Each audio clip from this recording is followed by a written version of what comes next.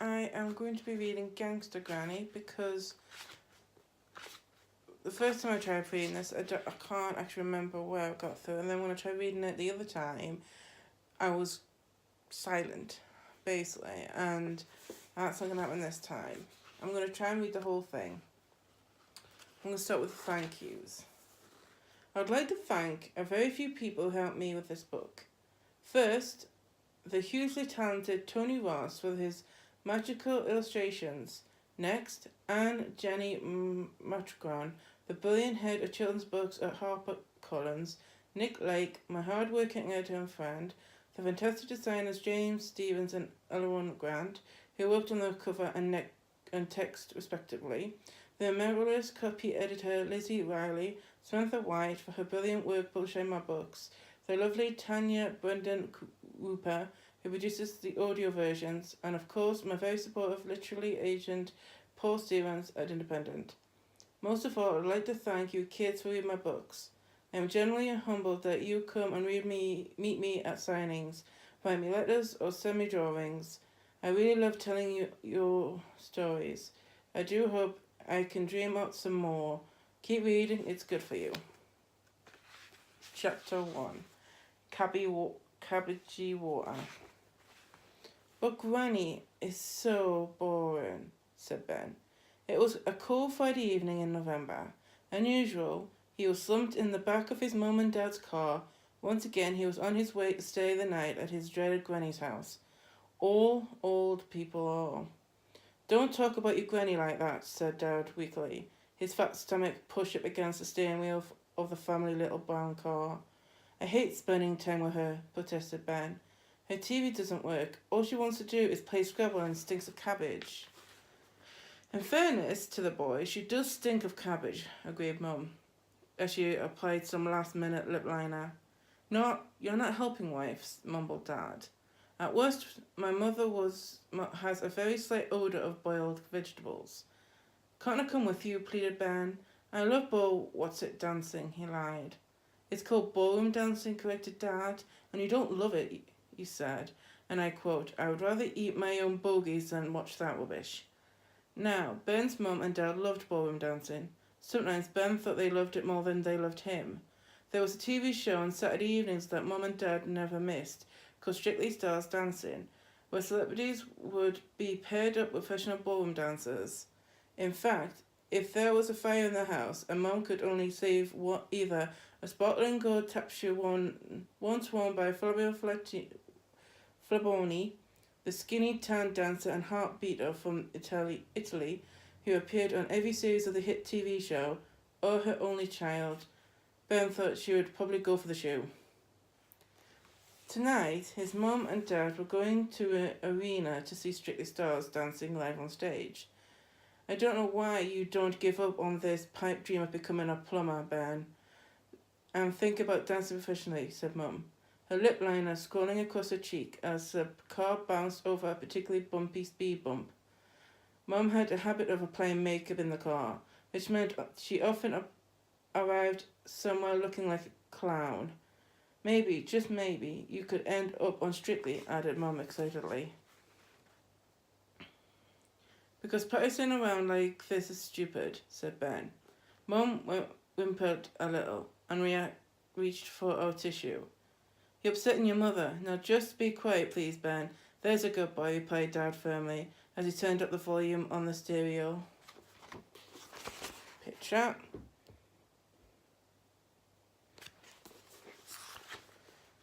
Inevitably, a Strictly CD was playing 50 golden greats from the hit TV show was embozzled on the cover.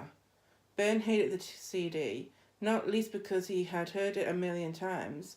In fact, he had heard it so many times it was like torture. Ben's mum worked at the local nail salon, Gail's Nails. Because there weren't many customers, Mum and the other lady who worked there, unsurprisingly called Gail, spent most days doing each other's nails, buffing, cleaning, trimming, moisturizing, coating, sealing, polishing, filing, lacquering, exciting, and painting. They were doing things to each other's nails all day long, unless Fablo Fellini was on daytime TV. That meant Mum would always come home with extremely long, multicoloured plastic extensions on the end of her fingers. Ben's dad, meanwhile, worked as a security guard at the local supermarket. The highlight of his 20-year career thus far was stopping an old man who had concealed 2 tubs of Marmite down his trousers. Although Dad was far now too fat to run after any robbers, he could certainly block their escape. Dad met Mum when he wrongly accused her of shoplifting a bag of crisps, and within a year they were married. The car swung around the corner into Grey Close, where Granny's bungalow squatted. It was one of a whole row of sad little homes, mainly inhabited by old people. The car came to a halt, and Ben slowly turned his head towards the bungalow.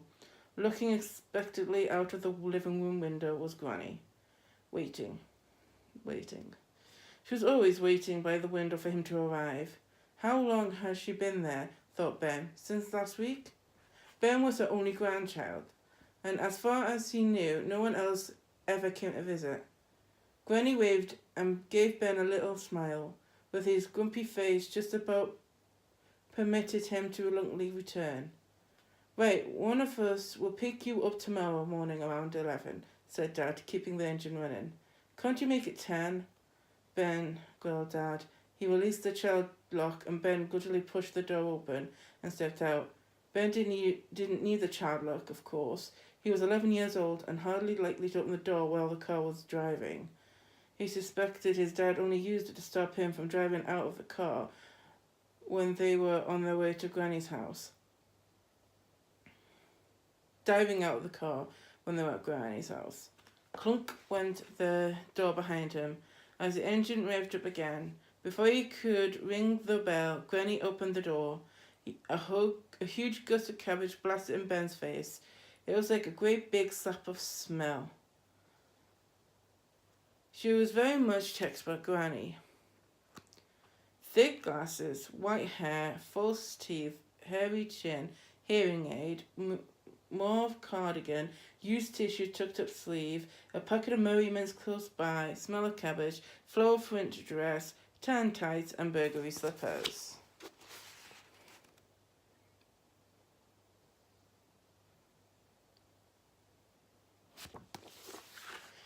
Are Mummy and Daddy not coming in? She asked, a little crestfallen.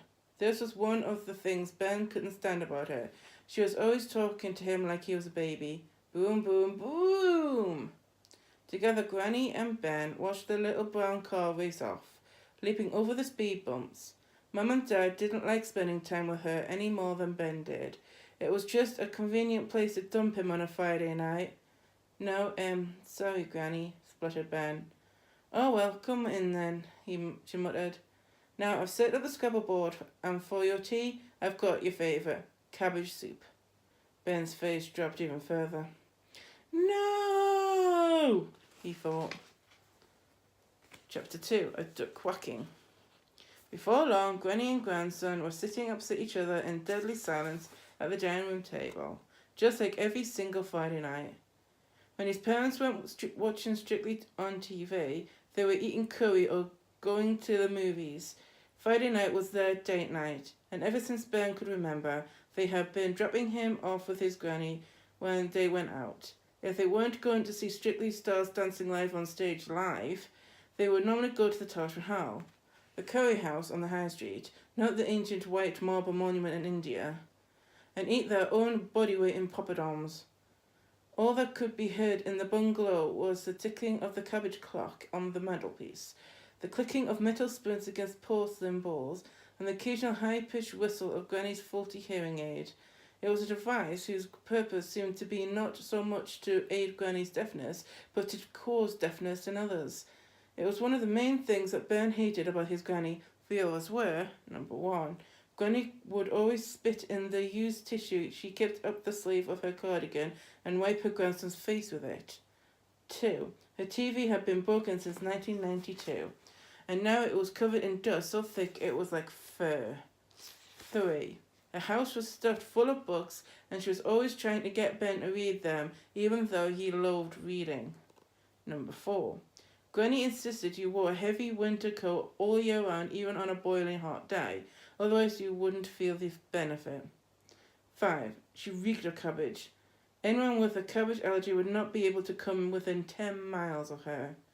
6. Granny's idea of an exciting day out was feeding mouldy crusts of bread to some ducks in a pond. 7. She constantly blew off without even acknowledging it. 8. Those blow-offs didn't just smell of cabbage, they smelled of rotten cabbage. 9. Granny made you go to bed so early it seems hardly worthwhile getting up in the first place. 10. She knitted her only grandson jumper for Christmas with puppies or kittens on them, which he was forced to wear during the whole festive period by his parents. How's your soup? Inquired the old lady. Ben had been stirring the pale green liquid around the chipped ball for the last 10 minutes, hoping it would somehow disappear. It wouldn't, and now it was getting cold. Cold bits of cabbage floating around in some cold cabbagey water. It's delicious, thank you, replied Ben. Good.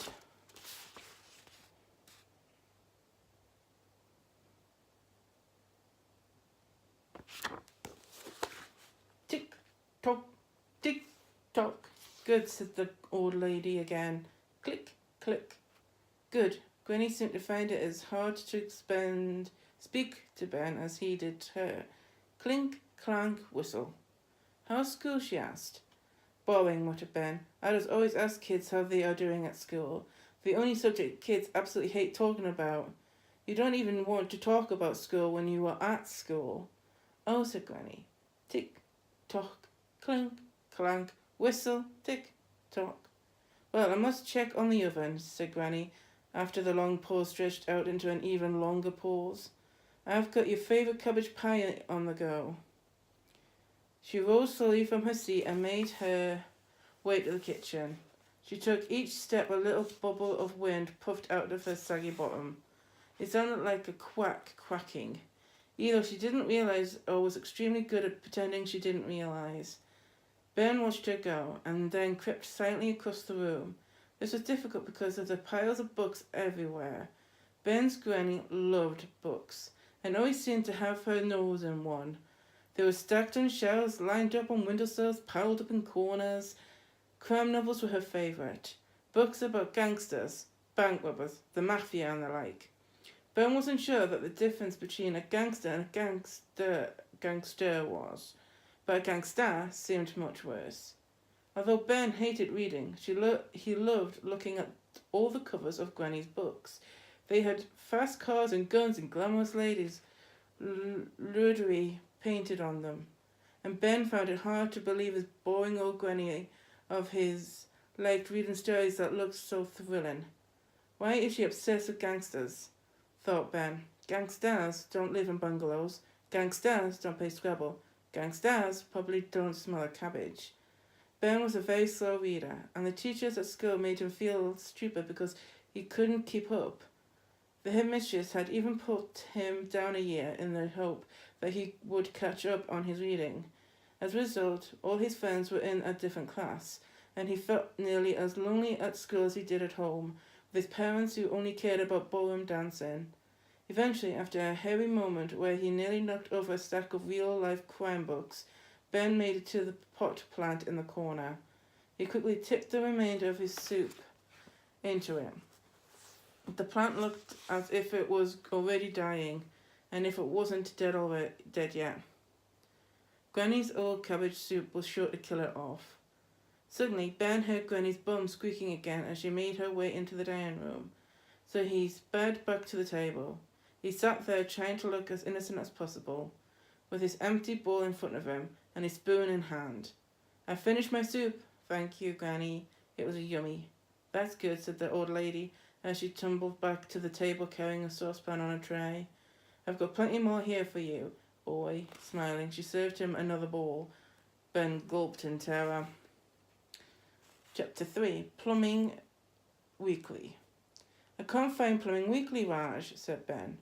It was the next Friday, and the boy had been scouring the magazine shelves of the local newsagent's shop. He couldn't find his favourite publication anywhere. The magazine was aimed at professional plumbers, and Ben was beguiled by pages and pages of pipes, taps, pistons, bullcocks, boilers, tanks, and drains. Plumbing Weekly was the only thing he enjoyed reading, mainly because it was crammed full of pictures and diagrams. Ever since he had been old enough to hold things, Ben had loved plumbing.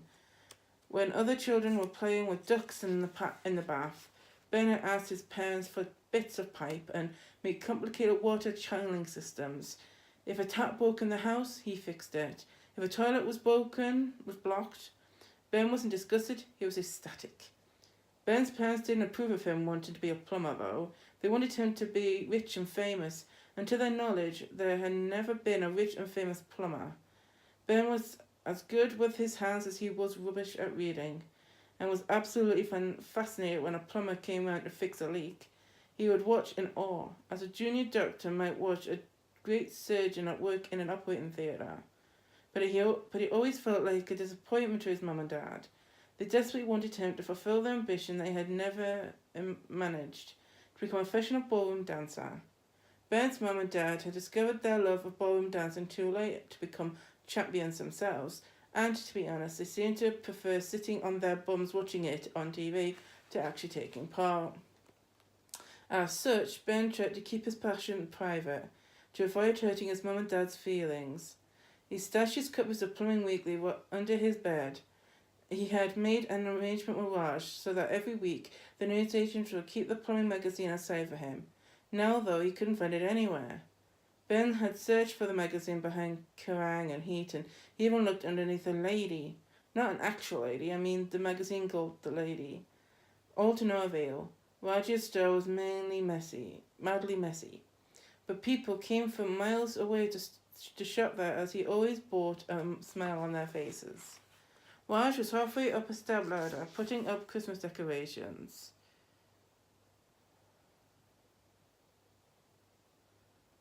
Well, I say Christmas decorations. He was actually putting up a banner that read Happy Birthday, though he had Tipexed out the word happy and replaced it with scratchy Bible with Christmas. Raj carefully stepped down off the ladder to help Ben with his search. Your Plumbing Weekly, let me think. Have you looked beside the toffee bourbons? Said Raj. Yes, said Ben. And it's not underneath the coloring book? No. Have you checked behind the penny tubes? Yes. Well, this is very mysterious. I know I ordered one for you, young Ben. Very mysterious. Raj was speaking extremely slowly, in that way people do when they are thinking. I'm so sorry, Ben. I know you love it, but I don't have a clue where it is. I do have a special offer on cornettos. It's November, Raj. It's freezing outside, said Ben. Who would want to eat a cornetto now? Everyone when they hear my special offer. Until now, wait until you hear this. Buy 23 cornettos, get one free. Why on earth would I want 24 cornettos, said Ben with a laugh. Well, I don't know. You could maybe eat 12 and put the other 12 in your bucket to enjoy later. That's a lot of cornettos, Raj. Why are you so keen to get rid of them? Okay. What time is it? Oh, it is 7. Okay, gotta go, people.